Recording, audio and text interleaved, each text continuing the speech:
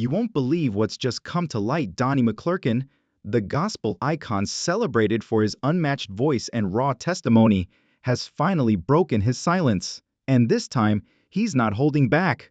After years of quiet observation, McClurkin has publicly called out Pastor Clarence McClendon, a man once seen as a spiritual brother. The gospel world is stunned. What could have possibly pushed a man of such grace and restraint to speak out so boldly now? What secrets have been buried beneath years of silence? And why are they erupting today? This isn't just another church scandal, this is a spiritual reckoning. Behind closed doors, tensions have simmered for over a decade, and now the truth is being forced into the light. Donnie's words aren't vague, they're direct, emotional, and full of conviction. Is this a personal betrayal, a moral awakening, or the beginning of a larger unraveling in the gospel elite? Whatever it is, one thing is clear, the mask has dropped, and what's underneath might just shake the foundation of faith for thousands. Buckle up, because what you're about to hear changes everything. This isn't just another church scandal. It's a spiritual earthquake shaking the very foundation of trust in the gospel community. What's unfolding goes far beyond whispers in pews or rumors online. We're talking stolen charity funds, deep-rooted betrayal, emotional manipulation, and shadowy connections that trace back farther than anyone dared to look. And now, gospel giant Donnie McClurkin is stepping forward, not with a song, but with a warning. He's accusing Pastor Clarence McClendon of offenses so grave, so personal, that it's turning what began as whispers into a full-blown firestorm of controversy. This isn't just about money, it's about morals, integrity, and a long-hidden truth finally clawing its way to the surface. For decades, McClurkin stood as a symbol of hope, his music echoing through churches, lifting souls, and helping believers heal. He was honest about his struggles, including his widely publicized journey with sexuality and faith, turning his deliverance into a ministry that touched millions. But while the world saw victory and healing, behind the scenes, a deeper pain was festering, one that's now coming to light. Because at the center of this storm isn't just a financial dispute or a public disagreement, it's a betrayal that cuts to the core of McClurkin's faith, his mission, and possibly his past with McClendon. What was once private is now painfully public, and this story is far from over. The same man who was formerly a pastor, Clarence McClendon, mentor and friend McClendon, who was well known for his teachings on prosperity, divine favor, and success, had taught messages that inspired and uplifted many. However, behind his words of success and divine favor was something much darker. McClurkin had trusted McClendon, who believed in him and followed his example. But over time, cracks appeared that no one had previously noticed. It wasn't just the rumors of his extravagant lifestyle or the whispers of financial mismanagement. The most bizarre aspect is that McClurkin is now disclosing how McClendon was connected to something far more intimate than anyone had anticipated. Could it be that McClendon contributed to McClurkin's own issues with faith and sexuality? If so, why is he speaking out now, after all these years? Tensions between them have been growing for years, but it wasn't until a startling incident that McClurkin could no longer keep quiet. A recent investigation into however, this wasn't the first time McClendon had been accused of using church funds. Despite the accusations becoming more serious, McClendon remained silent, which only served to fuel the fire and left everyone wondering whether these claims were true. The church's finances showed inconsistencies that no one could ignore. Charity funds that were intended to support the poor and struggling communities had mysteriously vanished, and everyone blamed Pastor Clarence McClendon. Not only was McClendon accused of stealing money from the church, but McClurkin, who had been under constant scrutiny for his own past, was now coming forward to expose what he called one of the biggest betrayals in gospel history. His accusations went beyond that, hinting at a personal betrayal that bound him to McClendon in ways no one could have predicted. What part did McClendon play in McClurkin's convoluted journey? And why did McClurkin decide to finally come clean? You won't believe what everyone is wondering: what will happen next? How deep this scandal goes, what secrets are still buried, and what McClurkin is about to reveal that will leave everyone speechless for years to come. This wasn't just another story of a preacher caught in a scandal. It was about betrayal, manipulation, and a relationship that had been hiding in plain sight for years. The truth that had been buried deep was now coming to light, and it was more shocking than anyone could have predicted. A man of faith who once stood in front of his congregation preaching about prosperity and success, Donnie McClurkin and Pastor Clarence McClendon appeared to have risen to the top of the gospel world after his sermons on divine favor and the power of faith struck a chord. The tension between McClurkin and McClendon had been growing for years, but the tipping point came when McClurkin could no longer ignore the truth that was staring him in the face. For so long, McClurkin had remained silent, while McClendon's ministry grew in influence, power, and wealth. With millions of followers, McClendon's ascent had been quick and spectacular. He had become a celebrity,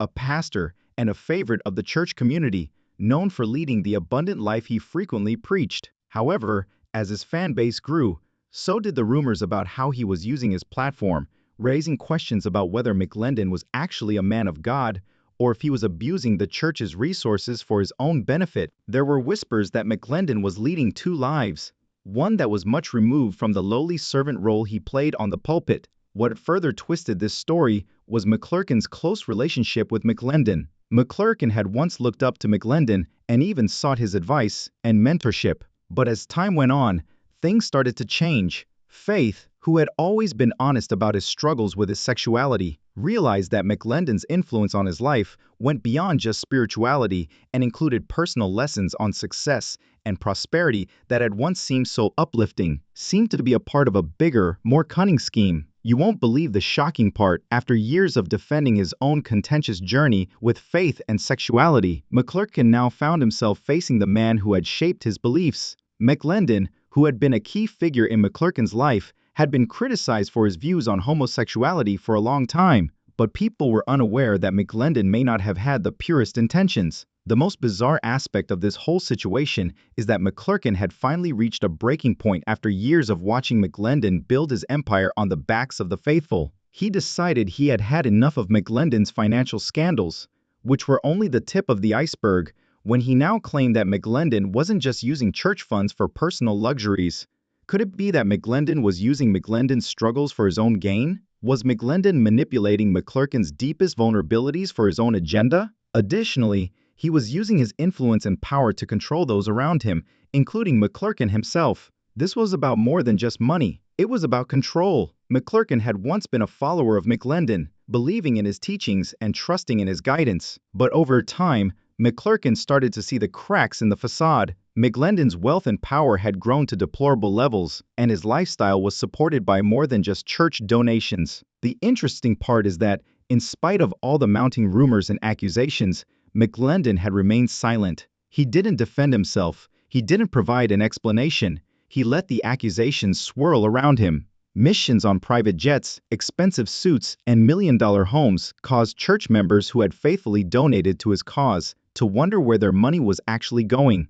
The charity funds that should have been helping communities in need had mysteriously disappeared. McClurkin, who had been under constant scrutiny for years due to his own controversial beliefs, was now coming forward to expose McClendon. This was a man who had once trusted McClendon and looked to him for guidance. But now McClurkin was calling him out for misusing church funds to manipulate his followers and for his role in McClurkin's own internal affairs. His silence spoke volumes, and many started to wonder if these accusations were true and why he wasn't defending himself. The most startling aspect of this revelation was that McClurkin wasn't only criticizing McClendon for his financial misdeeds, he was also exposing the two men's hidden personal connection, hinting at a dark past that bound him to McClendon in ways no one could have predicted. How deep did their relationship truly go? Was McClendon's influence on McClurkin more than just spiritual? Was there something more demagogic at play? The public may have believed they knew the story, but the truth which McClurkin is now revealing will leave everyone stunned. The story was now in full swing, and the revelations about McClendon and McClurkin were starting to shake the very foundation of the church. You won't believe what's coming next because the truth is even darker than anyone could have imagined. This isn't just about a financial scandal or a fight between two pastors. It's about betrayal, manipulation, and a hidden relationship that has now come to light. People in the community had always viewed McClendon as a shining example of a successful pastor with fame, fortune, and a large following,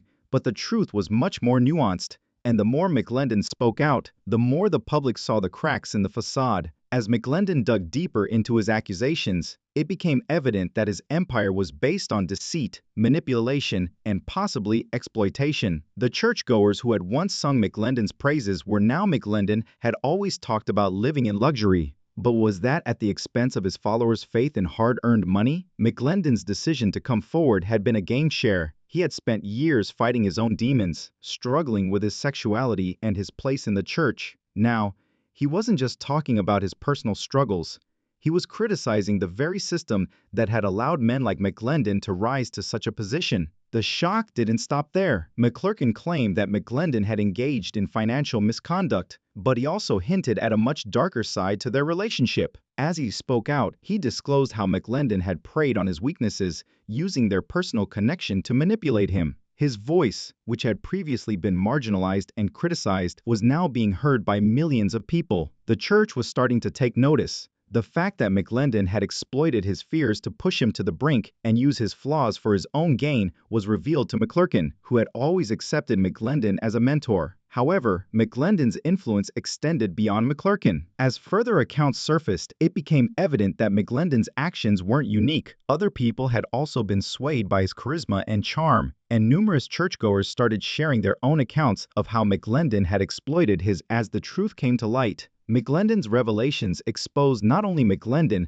but the entire system of megachurches and celebrity pastors that had developed around him. McClendon was only one example of a larger issue that had been simmering for years: the system of unchecked power, financial excess, and control. The picture that emerged was one of a pastor who had built his ministry on deception and manipulation rather than just divine guidance. When McClurkin started talking about his own experiences with McClendon's influence, he revealed moments from their past that had been carefully kept hidden from the public. It turned out that McClendon had been more than just a mentor. He had been a manipulator who had used his position of power to get close to McClurkin in ways that crossed personal boundaries. The extent of manipulation was far more widespread than anyone had realized. McClurkin's voice was shaking the very foundation of this system, and no one could ignore it any longer. It didn't take long for people to start looking into McClendon's past as his allegations spread. Old stories about McClendon's extravagant lifestyle,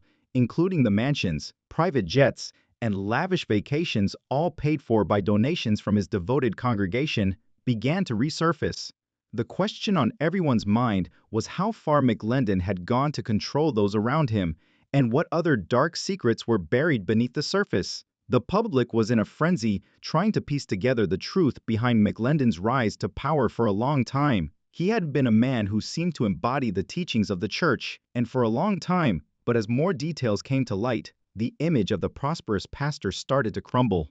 McClendon's accusations weren't just about money, they were about a system of control and a network of people who had been taken advantage of. McClendon's silence was deafening, and while the world watched, waiting for him to respond, he chose to keep quiet. He didn't make a statement or defend himself. Instead, he let the accusations swirl around him. For many, his silence was more powerful than words, as if he knew that the truth was too damning to dismiss. As the days passed, McClendon's revelations continued to rock the church community to its foundation, and more people came forward. With every new revelation, the picture of McClendon as a charismatic, successful pastor started to unravel. What had once been a story of faith and success was now becoming a story of greed, manipulation, and betrayal. The story was far from over, and as more details emerged every day, the question became not only about McClendon, but also about the entire system that had allowed him to rise to power. Would McClendon's empire survive the truth, or time would tell if everything would fall apart around him? But one thing was certain: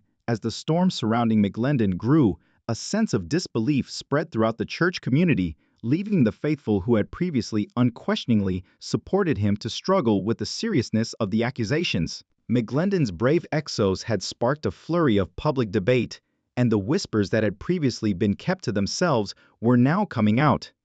It was a moment of reckoning for many members of the congregation. The truth had smashed down around them, and they could no longer ignore the warning signs they had previously dismissed. There had been rumors, of course, but they had been easy to ignore until now. With McClurkin's audacious admissions and the mounting evidence that McClendon had been living a double life. As the strain increased, McClendon's empire started to deteriorate. Church services that had once been crowded with devoted followers now felt strained and empty, and the familiar faces that had lined the pews every Sunday were no longer there. Some members had discreetly slipped away because they couldn't reconcile the man they had admired with the person McClendon was describing, while others were caught in a tough situation because they had put so much money into McClendon and his teachings, and the idea of leaving for a man who had once been so outspoken and quick to claim his power and authority. McClendon refused to break his silence, which only fueled the growing suspicion that he was hiding from the truth or was just waiting for the storm to pass. In response to the growing backlash, Mendon remained largely out of sight, his silence now more deafening than ever. The sense of betrayal was overwhelming. The public started to view him not only as a whistleblower but also as a symbol of bravery in the face of hardship as his revelations gained widespread attention. However, this newfound fame came with its own set of difficulties, and McClurkin realized that he had a duty to the thousands of people who were looking to him for answers as well as to himself. The pressure to reveal the truth and reveal the full scope of McClendon's manipulation was heavy on him. It wasn't just the church's leadership was also thrown into disarray by McClendon's followers, who were shocked by the accusations. Many of the other pastors and leaders who had stood by McClendon for years found themselves in a difficult situation. Some publicly disavowed him and condemned his actions, while others chose to stick by him despite mounting evidence. The gap between those who believed McClendon's story and those who continued to support him was growing, and the church's unity was beginning to break apart.